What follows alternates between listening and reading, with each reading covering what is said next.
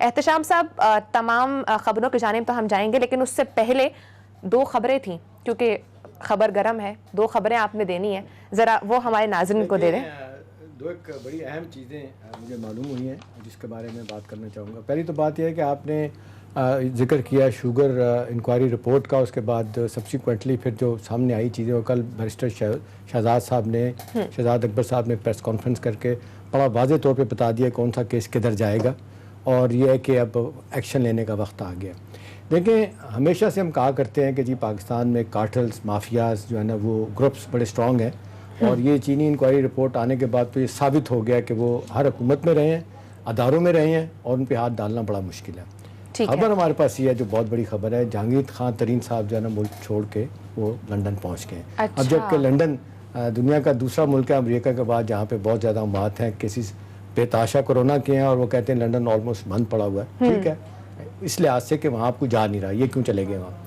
دیکھیں اب جو خبر ہے، جو بڑی خبر ہے جو ہمیں پتہ چلی، اچھا اکیلے گئے ہیں فیملی کے ساتھ گئے ہیں؟ اکیلے گئے۔ اچھا اکیلے گئے ہیں، ٹھیک ہے۔ تو اس میں جو ہمیں پتہ چلا وہ یہ ہے کہ ان کو وہی بات آتی ہے کہ ہر جگہ پہ ان کو لوگ ہیں۔ شہزاد اکبر صاحب کی پریس کانفرنس سے پہلے کل ہوئی ہے، ان کو بتا دیا گیا کہ جی نیب آپ کو گرفتار کر سکتی ہے۔ پرائم منسٹر کو نہیں پتا، اچھا پرائم منسٹر کو نہیں، اس کو نہیں پتا، اور کہا جا رہا ہے کہ انہوں نے جھنجھلاہٹ کا اظہار کیا کہ یہ کیسے ہو گیا، ٹھیک ہے جی۔ وہ چلے گئے، آپ نے دیکھا جہاز میں انہوں نے اپنی ویڈیو بھی شیئر کی لوگوں کے ساتھ، کہ دیکھیں کس طریقے سے میں عمران خان صاحب کو سپورٹ کرتا تھا، ہم نے سارے جلسے کور کیے، اسی میرے جہاز پہ کور ہوئے، وہ بتا رہے ہیں کہ جی میری مدد کے بعد ہی یہاں پہ پہنچی۔ بہرحال اب خبر یہ ہے کہ جس طریقے سے فیصلہ ہوگا کہ ان کا کیس نیب میں جائے گا، اور گرفتاری متوقع ہے، اور بتانے والے بتاتے ہیں کہ ان کو بھنک پڑ گئی تھی، بتا دیا گیا تھا، اور ان کو کہا گیا تھا جی آپ چلے جائیں، اور وہ آپ نے دیکھا وہ یعنی کہ گرفتاری کی طرف جا سکتے ہیں۔ دیکھیں نا، اسی وجہ مجھے ایک ٹاپ لیول کا آدمی نے اسلام آباد کے بتایا، جو بڑا اہم آدمی ہے، کہ ان کی گرفتاری جو ہے نا وہ نیب نے تیاری کی ہوئی تھی، اور یہ تھا کہ وہ گرفتار ہو سکتے ہیں، اس لیے ان کو بھیج دیا گیا۔ اب دیکھنا یہی کہ جس طریقے سے آپ نے دیکھا کہ الزامات لگائے جا رہے ہیں اپوزیشن کی طرف سے، کسی جان بوجھ کے ان کو بھگایا گیا، اصل بندے وہی ہیں۔ خیر وہ تو روزانہ کی بنیاد پہ یہی باتیں کر رہے ہیں، ٹھیک ہے، اگرچہ ہم دیکھ رہے ہیں کہ 25 بلین کی جو سبسڈی ہے یہ پی ایم ایل این کے دور میں دی گئی تھی، ان کی تو 3 بلین والی ہے، ٹھیک ہے۔ اب سوال ہے کہ جی واٹ نیکسٹ۔ اب اگلی بات یہ بتائی جا رہی ہے کہ رزاق داؤد صاحب جو پہلے 6 وزارتیں لے کے بیٹھے ہوئے تھے، اب ان کے پاس چینی کی انکوائری کے بعد جب ان کا بھی نام آ گیا تو 2 وزارتیں ان سے لی گئیں، اب 4 وزارتیں آج بھی ان کے پاس ہیں، آج بھی ہیں 4۔ ان کے بارے میں کہا جا رہا ہے کہ وہ بھی ایک اسپیشل جہاز استعمال کرتے ہیں 2 لوگوں کا۔ وہ 2 لوگ کون ہیں؟ بڑے ٹاپ کے انڈسٹریلسٹ ہیں، اعجاز گور صاحب اور فاطمہ فرٹیلائزر والے جو ہیں، ان کا جہاز استعمال کرتے ہیں، اور کہنے والے کہتے ہیں کہ ان کو بھی وارن کیا گیا کہ کل آپ کے ساتھ بھی یہ ہو سکتا ہے، ٹھیک ہے۔ اب سوال یہ ہے کہ جی کیا واقعی یہ سب کچھ ہونے جا رہا ہے؟ جس طرح کل تک ہم یہی سمجھ رہے تھے کہ جب انہوں نے کہا کہ جی 85 سے معاملہ شروع ہوگا، تو ہم نے اس دن بھی بات کی تھی کہ یہ معاملہ جب اتنا لمبا چلا جائے تو جلدی جلدی ہاتھ نہیں ڈالا جاتا۔ اب کیونکہ کہا جا رہا ہے کہ عمران خان صاحب کے لیے، ان کی حکومت کے لیے 2 سالوں میں 18 ماہ میں کوئی خاص کارکردگی نہیں دکھا پائے، اور جو انہوں نے کرپشن کی بات کی تھی، اب یہ رپورٹ آ گئی ہے تو ان کا ایکشن لینا جو ہے نا بہت۔ لیکن آپ کو نہیں لگ رہا کہ احتشام صاحب کہ یہ بہت بڑی ڈیولپمنٹ ہے کہ وزیر اعظم نے کہا کہ 90 دن کے اندر اندر تحقیقات ہو جانی چاہیے؟ دیکھیں تحقیقات ہو جائے گی اور ساری چیزیں بلیک اینڈ وائٹ سامنے آ جائیں گی۔ کل جس طریقے سے انہوں نے بتا دیا کہ ایس سی سی پی کون سے کیسز لے گا، نیب کیسز کون سے لے گا، ایف آئی اے فوجداری مقدمات کہاں پہ جائیں گے، تو میرا خیال ہے یہ بلیک اینڈ وائٹ بتا دیا گیا کہ 9 بڑی شوگر ملیں جن پہ ہاتھ ڈالنا ہے، بڑے بڑے جہانگیر ترین کا گروپ ہے، اس کے بعد العربیہ گروپ ہے، حمزہ شہباز کا علیحدہ گروپ ہے، وہ العربیہ تو سلمان شہباز صاحب کا ہے، وہ جو لندن بیٹھے ہوئے ہیں، ٹھیک ہے جی۔ اسی طرح سے آپ دیکھ لینا امنی گروپ والے بھی ہیں، زرداری صاحب بھی ہیں، چودھری برادران بھی، ان کا بھی نام خبر اس میں اب شاہدہ خان عباسی صاحب کو بھی ڈال دیا گیا۔ دیکھیں پہلی تو بات یہ ہے کہ اتنا کلوز آدمی عمران خان صاحب کا، ان کے اوپر اگر ہاتھ ڈالنے جا رہے ہیں حکومت، وہ کہہ تو گئے کہ میں واپس آؤں گا، کب آتے ہیں کیا ہے یہ دیکھنے والی بات ہے، لیکن خبر یہ ہے کہ جی ان کو پہلے سے بتا دیا کہ وہ چلے جائیں۔ دوسری بڑی خبر یہ ہے کہ منسٹری آف فائنانس ایک عرصے سے ایک ٹاپ لیول کا آدمی جو ہے نا اس سے محروم ہے، فائنانس سیکٹری جو بجٹ بناتے ہیں چلاتے ہیں۔ ہم دیکھتے ہیں کہ ایک صاحب ہیں جن کا نام ہے نجیب خاقان نجیب، انہوں نے پچھلے میرا خیال ہے اگر میں غلط نہیں ہوں تو کوئی 12-13 بجٹ بنائے، اکیلا آدمی بیٹھ کے۔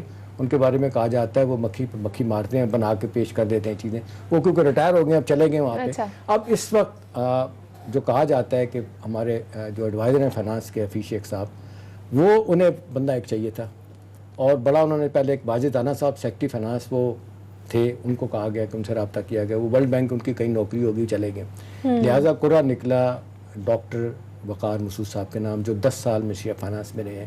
ان کے بارے میں کہا جاتا ہے کہ بیسٹ آدمی ہے IMF کے ساتھ ڈیل کرنے میں, اور وہ بہت سے حوالوں سے ان کو بٹھایا گیا ہے, اور یہ کہا جاتا ہے کہ ان کو جو کہا جائے گا وہ کر کے آپ کو دے دیں گے. اور رفیع شیخ صاحب کے بارے میں لوگ یہی کہتے ہیں کہ وہ خود کام کم کرتے ہیں, لوگوں کو سونپ دیتے ہیں کام. ٹھیک ہے, اس حوالے سے دوسری اہم چیز ہے کہ انہوں نے ایک ان آفیشیلی ایک تھنک ٹینک بنا دی ہے حفیظ شیخ صاحب نے, جس میں 3-4 لوگ ہیں بڑے. ان میں ایک سلطان علانہ صاحب ہیں, ایک بزنس مین ہے, شوکت ترین صاحب فارمر ایڈوائزر, یہ بھی فائنانس وزیر خزانہ رہے ہیں, اور تیسرے نام ہے اعجاز نبی صاحب, یہ بھی اس میں ہوں گے. وہیں پہ فیصلے کیا جائیں گے کیا کرنا ہے, کس طرح معاملات لے کے آگے جانے ہیں. تو دوسری ڈیولپمنٹ یہ ہے کہ سارے معاملات جو ہے نا, وہ بندہ جو اب گورنمنٹ میں نہیں ہے, وہ ریٹائر ہو کے چلے گئے, ان کو ہٹا دیا گیا, ان کو دوبارہ لے کے آگے وہ ڈیفیکٹو فائنانس سیکٹری کے طور پہ کام کریں گے, اور ساری باتیں انہی کی بنائی جائیں گی. اچھا, جو آپ نے پہلی خبر دی ہے اس میں ایک کویشچن جو ہے وہ ریز ہوتا ہے, سبسڈی دینا یا لینا کیا نقصان دہ چیز ہے, یہ نہیں دینی چاہیے؟ دیکھیں, یہ اب سبسڈی دینا تو اصل بات یہ ہے کہ جو آپ کی ECC ہے نا, وہ جو آپ کی منسٹری آف فائنانس کا ایک بڑا اہم ادارہ ہے, اکنامک کوآرڈینیشن دی کیبنٹ, یہ فیصلہ کرتی ہے, اور یہ جب فیصلہ کرتی ہے تو یہ پرائم منسٹر کے بیہاف پہ فیصلہ کرتی ہے. لہٰذا سبسڈی دینا ایک لیگل چیز ہے.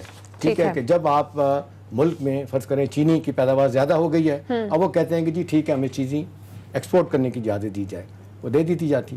لیکن اس حوالے سے یہ ہے کہ کیا واقعی وہ ڈیزرو کرتے تھے کہ نہیں کرتے تھے. اب یہاں پہ مسئلہ یہی ہے, جس طریقے سے کہا جاتا ہے کہ 3 طریقے سے ان مافیا نے لوٹا ہے. ایک, انہوں نے چینی جو ہے نا وہ ایکسپورٹ کر کے پیسہ بنایا. دوسرا, انہوں نے مارکیٹ میں 47 سے 80 روپے کلو چینی کر کے بنایا. تیسرا, اس پہ سٹا کھیلا گیا. چوتھا, انہوں نے اوور انوائسنگ کی گئی, بک 2 ڈبل رکھی ہوئی تھی.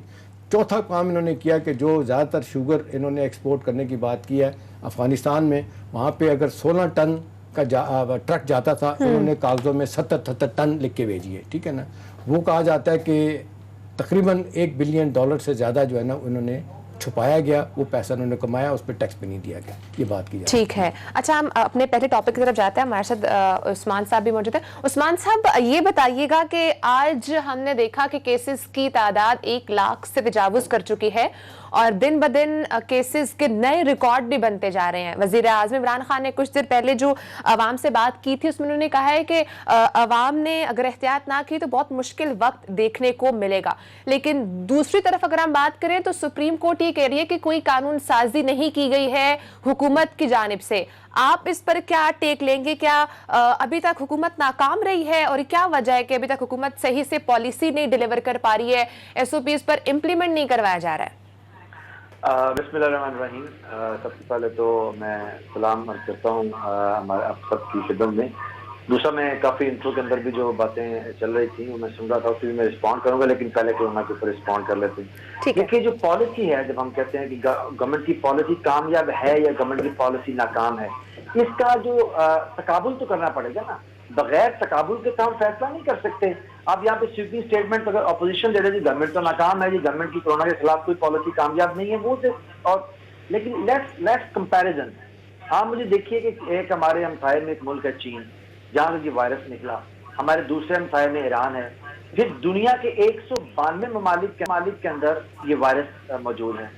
آپ دیکھیے کہ پاکستان کے اندر نمبر آف پیشنٹ کتنے ہیں, نمبر آف کیجوالٹیز کتنی ہیں, اور سب سے پہلے ہم اللہ سبحانہ و تعالیٰ کا شکر ادا کرتے ہیں, اور اس کے بعد یہ کمپیریزن لوگوں کے سامنے رکھتے ہیں کہ آپ دیکھیے کہ اس کے اموات پاکستان میں زیادہ ہیں یا امریکہ میں زیادہ ہیں. پہلے پاکستان کا تو ہیلتھ سسٹم صرف تھا ہی نہیں نا جی, پورے پاکستان کے اندر. تو میں وہ پنجاب کی مثال دیتا ہوں, 12 کروڑ. عثمان صاحب, معذرت کے ساتھ جو بے تحاشا تنقید ہو رہی ہے وہ اس بات پہ ہو رہی ہے, اپوزیشن ہے, میڈیا ہے, تھنک ٹینک ہیں, جو بھی ہیں, وہ یہ کہہ رہے ہیں کہ گورنمنٹ کی ابھی بھی کلیئر کٹ پالیسی سامنے نہیں آ سکی کہ وہ کیسے معاملے کو ٹیکل کرنا چاہتے ہیں. ابھی دیکھ لیں, کبھی کہا جاتا ہے جی بھرپور لاک ڈاؤن ہوگا, SOPs پہ عمل نہیں کیا جائے گا تو یہ ہوگا, سپریم کورٹ بھی کہہ رہی. سوال یہ ہے کہ SOPs پہ عمل کرانے میں کہا جاتا ہے کہ حکومت کامیاب نہیں ہو سکی.